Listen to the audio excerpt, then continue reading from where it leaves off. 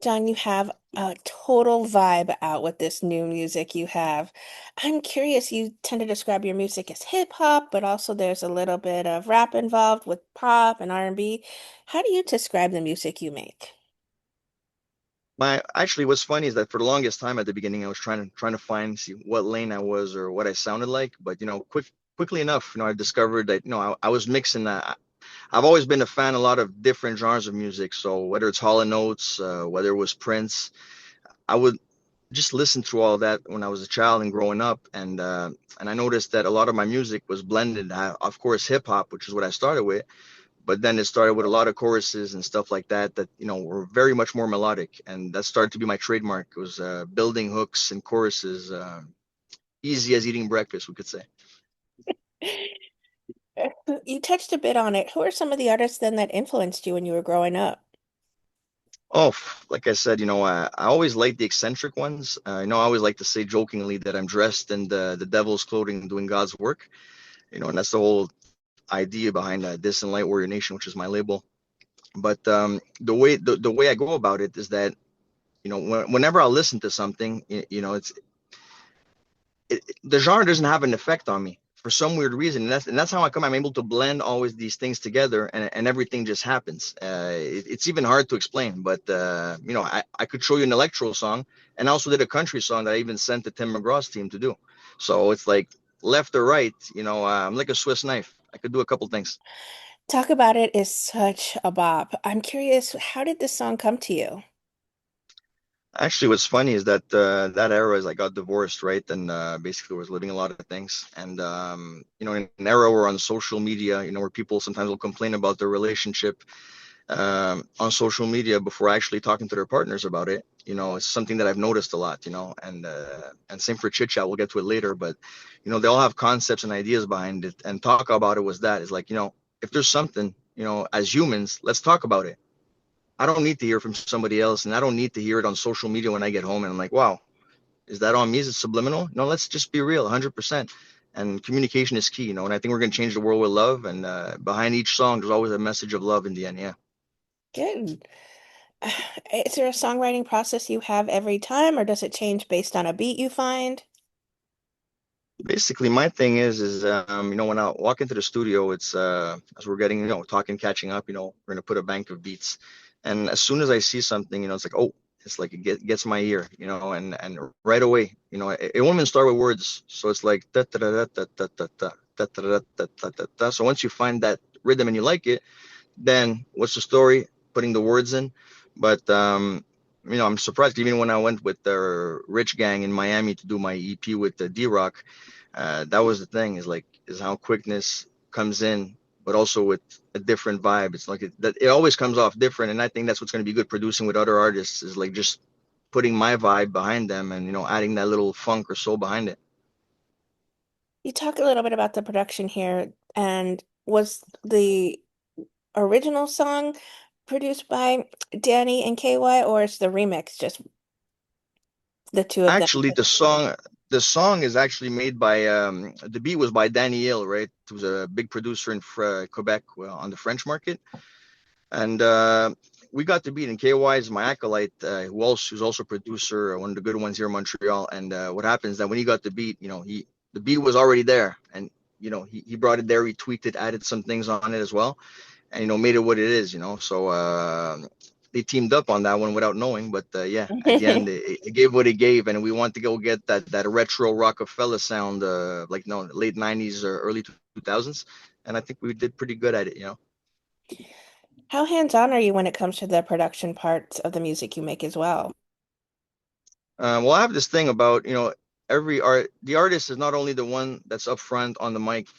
Producers or artists, they got their and doing the sound and wrapping it up, I should say, is their art form. So I mean, if they're not always telling me what to do, I shouldn't be there telling them what to do. I lay down what I think I need is necessary, and then I trust enough the team around me to like let them do their things. And I think it's very important to empower your people around you and just put them in the right chairs, and just trust the process. Okay, you have this song out now. Are you working on a full EP or an album at the moment? Right now, actually, what we're concerned about is just going up with that traction and getting those singles out every month. So every month, everything is financed by us. We have no major labels, even though we're affiliated with Rich Gang and Red Eyes and all that. We still got to make our mark and make our own numbers to go on to the next level. So that's what it is. Every month, it's a single with full blown videos. So we're in an era of reels, but I chose to do full blown videos, just like Never Miss Me that just came out, and I'm moving like a major, but without being a major. And at that point, I think when you're consistent and you keep going, and and you're a good person at the base, the blessings are going to keep coming. What has the fan response been to talk about it? Actually, it's funny, we it started off with chit chat right away with the buzz, and then it started picking up. But then when Never Miss Me came out, we had the whole jet, the flying, the aesthetics are very important because I think as much as the song is good, if you don't do the aesthetics accordingly, then it's not going to be as grandiose. And I'm a big movie fan, so to me, it's important to have a lot. I do lifestyle music. That's what I like to say it. I want to do a song that you're capable of having in your car, that you could be at home, on a romantic evening with your boyfriend or your girl. I want to be on the family vacation. So Jon Moniz wants to be everywhere. So that's why I like doing a lot of different vibes. So it's a soundtrack of the life. Have you some upcoming performances, some live shows you've got set for new music to promote? Right now, no, I'm moving different. I liked when you were talking about artists I looked up. What I'm doing is that when I'm going to do a show, it's going to be for a certain number of people. It ain't going to be shows of 200 people. I'm very like hands on to that. I'm keeping it secretive because when we get to the show stage, you got to build your buzz first. So when the buzz is built, then people want to see, is he going to be good or the show's going to be good? But I want to come out the gate like I did with my videos. So if the videos are grandiose, I'll let you imagine how the show's going to be when we get there. I mean, the videos are just, as you said, little mini movies that you play out. And do you have a heavy hand in the concept when it comes to the videos you make? Well, once again, it's like video producers are no different. They're artists in their own right. And I work with two, in my opinion, two of the best that we have from back home, which is Simon Disjoncté and PZ. PZ is actually the veteran out of the two. He's been working, he's been known for years and did videos with Ty Dolla Sign, Glasses Malone in LA when he was living there for like close to 10 years. And he just believed also, and they both believed in the vision and how we wanted to push it, and gracefully, and I thank them. They just believed in the vision and you know charged with me. All right, summer is here and you've got a couple bangers out. Who are some artists you would love to collaborate though with on music in the future?